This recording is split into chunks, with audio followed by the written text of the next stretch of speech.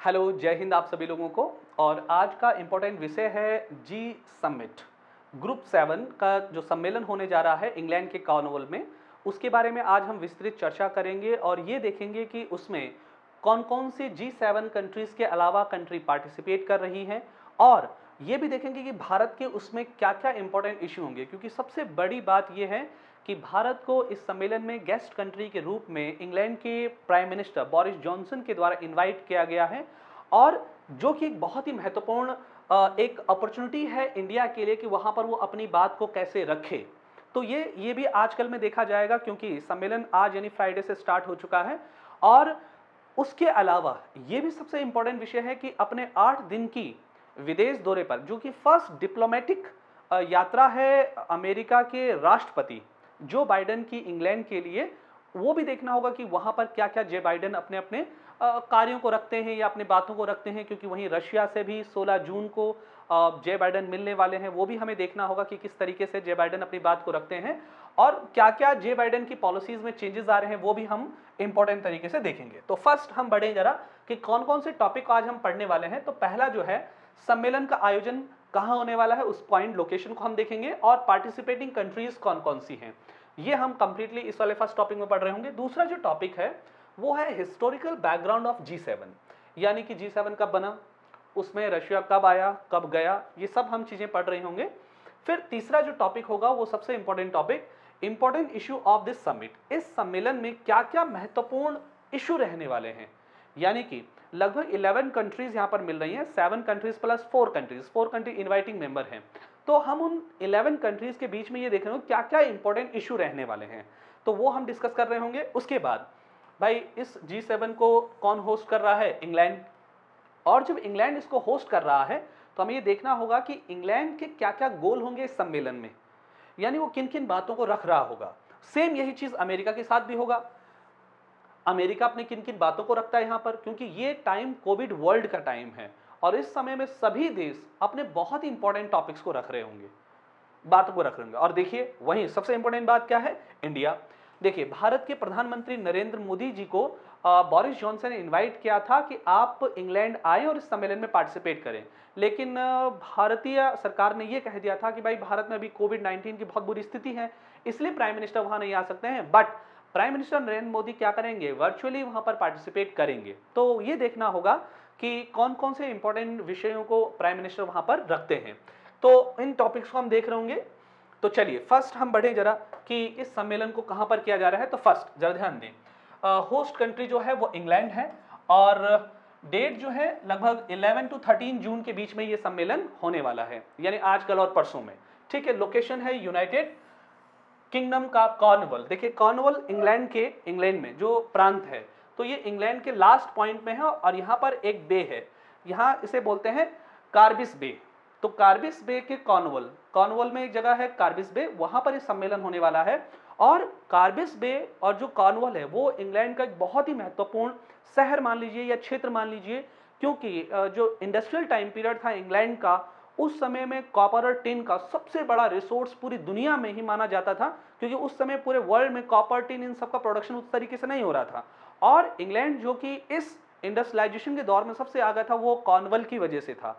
आज इंग्लैंड की इकोनॉमिक्स और वहां पर जो कॉर्नवॉल में सबमिट करा रहे हैं उसके क्या अहम गोल हैं, उनसे क्या अचीव करना चाहता है इंग्लैंड, उसका भी मैसेज दिया है कि भाई हम फिर से वही इंग्लैंड चाहते हैं जिसमें इंडस्ट्रियलाइजेशन आए। क्यों, कैसे, क्यों ये इंपॉर्टेंट है, वो हम इंग्लैंड वाले टॉपिक में चर्चा कर रहे होंगे। तो अगला इसमें हम देख लेते हैं कंट्रीज कौन कौन से। तो पहला 7 तो मेंबर हो गए, इसके 7 मेंबर कौन, कनाडा हो गया, अमेरिका नॉर्थ अमेरिका कॉन्टिनेंट से आगे, जर्मनी, फ्रांस, इटली, इंग्लैंड ये यूरोप कॉन्टिनेंट से आगे, और एकमात्र एशिया कॉन्टिनेंट से जो इसका मेंबर है वो है जापान। तो जी 7 के मेंबर हो गए। इसके बाद जो गेस्ट कंट्रीज को इन्वाइट किया है इंग्लैंड ने, बोरिस जॉनसन ने, वो है पहले कौन, इंडिया फर्स्ट, दूसरा है साउथ कोरिया, तीसरा है ऑस्ट्रेलिया, और चौथा है साउथ अफ्रीका। इन 4 कंट्रीज को इनवाइट गेस्ट मेंबर के रूप में बुलाया गया है। अब देखिए इंडिया तो नहीं जा रहा है, इंडिया वर्चुअली इसमें पार्टिसिपेट कर रहा है, क्योंकि आप जानते हैं कि कोविड की वजह से इंडिया में डेथ रेट कितना हाई चला गया है, और मामले भी अब थोड़ा घटने तो लगे हैं, लेकिन फिर भी देखा जा रहा है लाख के आसपास केसेस आ रहे हैं पर डे। तो इस वजह से जाना मना कर दिया, अदर कंट्री का देखा जाएगा जाते हैं या नहीं जाते हैं। तो यहां पर टोटल 11 कंट्री इस सम्मेलन में ये मान लीजिए पार्टिसिपेट कर रहे हैं। ठीक है, अब आगे बढ़े, जरा आगे जरा इस टॉपिक को देखें। फर्स्ट, हिस्टोरिकल बैकग्राउंड क्या है अबाउट द G7। G7 जो कंट्री स्टैब्लिश हुआ था तो वो G6 के रूप में स्टैब्लिश हुआ था 1975 में। G7 और G7 जो है वो G6 के रूप में 1975 में, और ये G7 बना, यानी कि जो 7th मेंबर था वो जुड़ा 1976 में, और ये कंट्री था कनाडा। ये कंट्री था कनाडा। ठीक है, कनाडा ही कंट्री था। अब देखिए जरा, G7 1976 में बन गया था। उसके बाद और जो G6 है वो अदर कंट्री, कनाडा के अलावा और अदर कंट्री हैं, वो क्या थी, G6 में थी पहले। इसके बाद 1998 में एक हल्का सा इकोनॉमिक क्राइसिस आया था, और उसके बाद G7 में एक कंट्री और प्लस हुआ जिसको आप जानते हैं रूस, रशिया के नाम से, और तब से ये बन गया था G8। ठीक हो गया है। अब G8 बन गया था।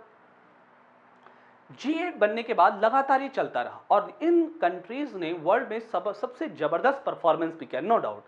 लेकिन वर्ष 2013-14 में यूक्रेन और रशिया के बीच में एक युद्ध सा हो गया, और युद्ध हुआ क्रीमिया आइलैंड को लेकर, और व्लादिमीर पुतिन के ही राष्ट्रपति टाइम में ही क्या हुआ कि रशिया ने यूक्रेन से क्रीमिया आइलैंड को हथिया लिया या छीन लिया, मान लीजिए, या अपने देश में सम्मिलित कर दिया। और इस बात को लेकर यूरोपीय यूनियन, अमेरिका, इंग्लैंड, सारे लोग एक दूसरे के क्या आ गए, रशिया के सामने आ गए, और इन्होंने क्या किया, रशिया को इस सम्मेलन से हटा दिया, बोला भाई अब तू जा, तेरी छुट्टी।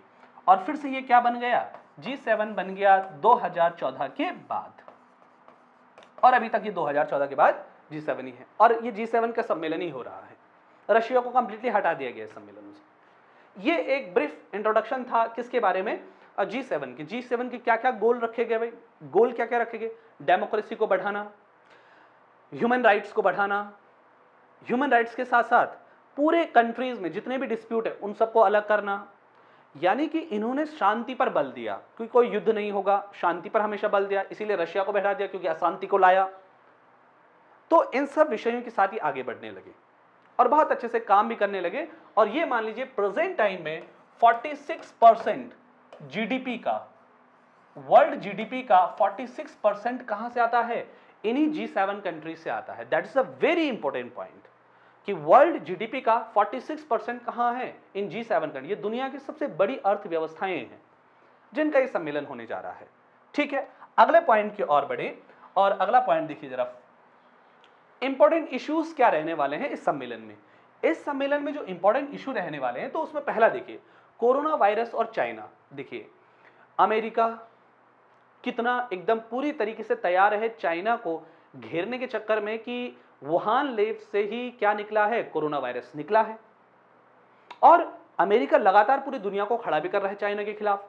तो चाइना के खिलाफ क्या एक्शन लिया जाए, क्योंकि इस G7 सम्मेलन से, इस पूरे इश्यू से चाइना गायब है, एकदम नदारद है, अलग ही रखा गया है। और वहां पर इस विषय को कैसे अमेरिका उठाएगा या किस तरीके से उठाता है, यह भी एक इंपॉर्टेंट इशू रहेगा। भाई चाइना पे किस प्रकार से दंड लगाया जाए या जो भी है उसको सजा दिया जाए, जो भी है, तो वो देखा जाएगा। दूसरा, भविष्य में आने वाली महामारी से कैसे निपटा जाए। अगर कोविड जैसा या कोरोना वायरस जैसा दूसरा एक पैंडेमिक आ गया, तो उस पैंडेमिक से, उस महामारी से कैसे लड़ने के लिए दुनिया को तैयार करना है, क्योंकि डेफिनेटली ऐसे आगे भी देखने को मिलेगा, और जो हमारे पास्ट में थे वहां भी देखने को मिला। तो आगे कैसे इससे लड़ा जाए, वो भी एक इंपॉर्टेंट एक स्ट्रैटेजी वहां पर बना रहे होंगे G7 कंट्रीज। पूरे विश्व में कोरोना वैक्सीन का समान वितरण, देख लीजिए G7 कंट्रीज का गोल ही है ह्यूमन राइट्स, मानवाधिकार की रक्षा करना और स्वतंत्रता, सभी को समान रूप से चीजें मिले। तो कोरोना वैक्सीन का वितरण पूरी दुनिया में जो गरीब आबादी है उस तक कैसे पहुंचाया जाए। क्या अमेरिका तैयार हो पाएगा, क्या इंग्लैंड तैयार हो पाएंगे अपने वैक्सीन के वितरण के लिए। हाँ, भारत यहां सबसे आगे रह सकता है, क्योंकि भारत ने लगभग 63 कंट्रियों को, 63 कंट्रीज को वैक्सीनेशन फ्री में डिस्ट्रीब्यूट किया था स्टार्टिंग में।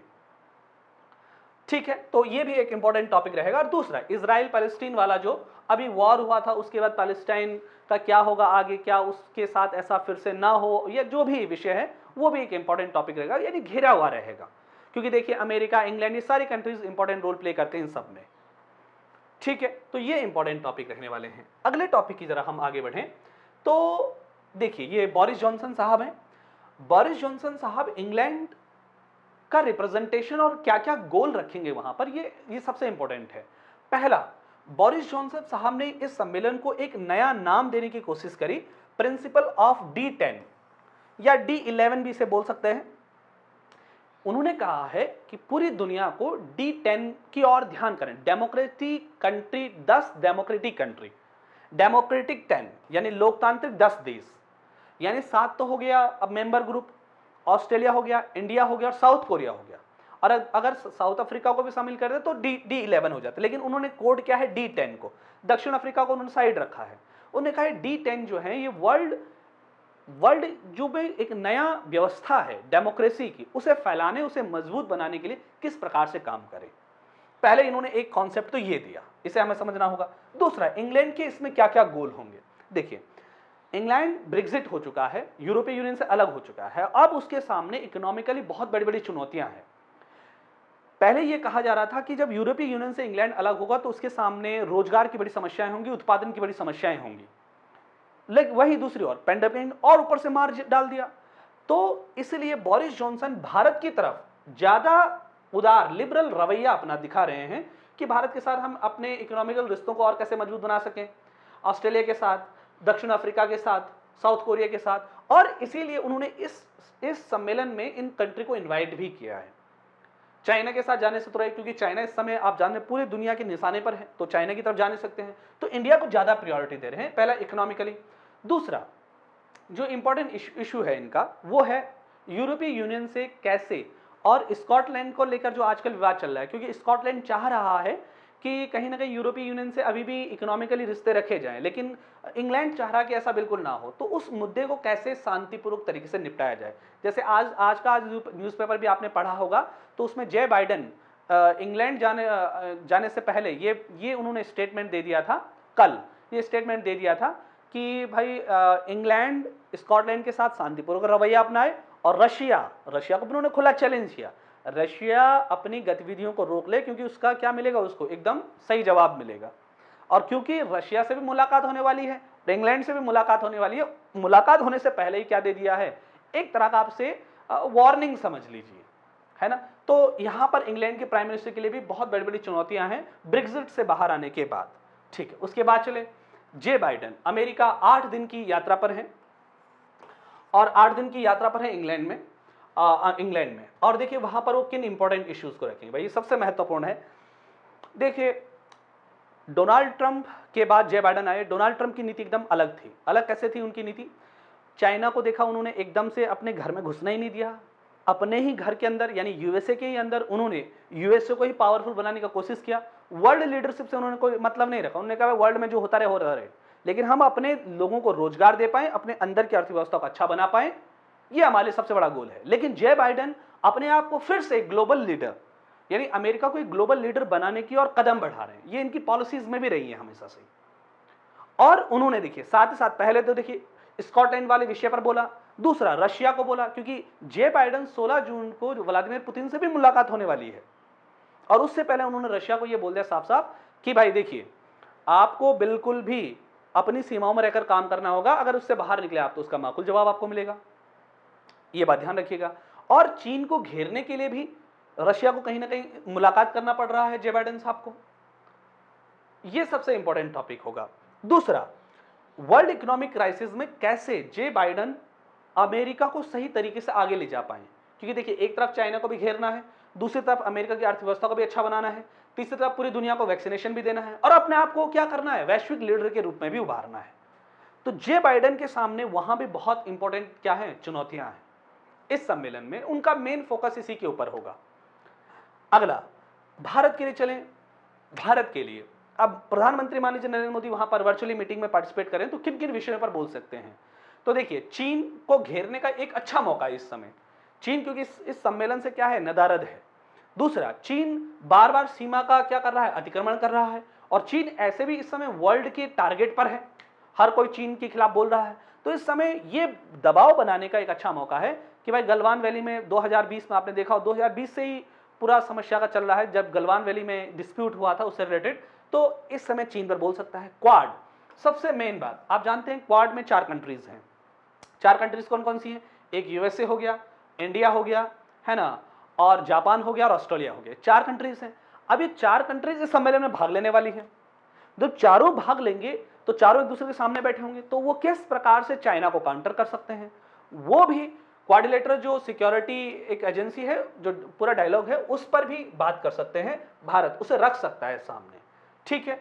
फिर एक क्लाइमेट चेंज। क्लाइमेट चेंज में आप जानते हैं भारत को बहुत बेनिफिट्स मिला, बहुत सारी पैसा और टेक्नोलॉजी के साथ सपोर्ट भी काफी मिला। तो इस सम्मेलन में क्लाइमेट चेंज और के रूप में भारत अपने आप को एक लीडर के रूप में भी रिप्रेजेंट कर सकता है, क्योंकि चाइना यहाँ गायब है। चाइना हमेशा क्लाइमेट चेंज के और क्लाइमेट चेंज पर जब भी डिबेट हुआ है तो चाइना इंडिया एक साथ रहे हैं, लेकिन आज जब चाइना नहीं है तो वहां इंडिया अपने आप को क्या कर सकता है, ज्यादा आगे रिप्रेजेंट कर सकता है, ठीक है। और फिर है वर्ल्ड इकोनॉमिक्स ऑर्डर। देखिए, पैंडेमिक ने पूरी दुनिया की अर्थव्यवस्था को क्या कर दिया, नेस्तनाबूद कर दिया। तो ऐसा हो नहीं सकता है कि G7 के सम्मेलन में अर्थव्यवस्था के ऊपर बात ना हो। अर्थव्यवस्था सबसे इंपॉर्टेंट है भाई, इसे कैसे उभारा जाए पैंडेमिक से। तो वहां पर इंडिया उस पार्टिसिपेशन या उन कामों में शामिल हो सकता है जिनसे पूरी दुनिया की अर्थव्यवस्था को बाहर निकाला जाए या उस अर्थव्यवस्था को सही बनाया जाए। उन कामों में इंडिया क्या हो सकता है, सबसे आगे हो सकता है चाइना से, क्योंकि चाइना यहां है नहीं। तो इंडिया को उसका बहुत बेनिफिट्स, मान लिया अमेरिका और जितने भी डेवलप्ड कंट्रीज हैं, ये जो डेवलप्ड कंट्रीज हैं, ये कोई एक प्लान बनाते हैं भाई कि इस कोविड से, इस पैंडेमिक से वर्ल्ड इकोनॉमिक्स को कैसे उभारा जाए। तो भारत उसमें क्या कर सकता है, बहुत अच्छे से पार्टिसिपेट कर सकता है और इससे बहुत बेनिफिट तो मिलेगा ही, क्योंकि जब पैसे का वितरण होगा तो भारत को उसमें पार्टिसिपेट करने टाइम पैसे मिलेगा ही। क्यों? क्योंकि अभी चाइना है नहीं, या जो मेन, क्योंकि हमारा कॉम्पिटिटर चाइना ही है। तो वर्ल्ड इकोनॉमिक फोरम जो ऑर्डर है उसमें भी इंडिया को एक इंपॉर्टेंट रोल प्ले करने का मौका मिल सकता है। तो ये था जी सम्मेलन जो हो रहा है, वहां पर कहां हो रहा है, पहला हमने देखा। दूसरा हमने क्या देखा कि उसमें इंग्लैंड के क्या विषय होंगे। उसके बाद हमने क्या देखा, अमेरिका के क्या विषय होंगे और भारत के क्या विषय होंगे। इन सब टॉपिक पर बात हो रहा होगा। वैक्सीनेशन तो रहेगा ही सबसे इंपॉर्टेंट विषय। चलिए, आज के लिए इतना ही। इंपॉर्टेंट टॉपिक जल्द ही मिलेंगे। लाइक और सब्सक्राइब करना ना भूलें भाई, फटाफट से, ठीक है।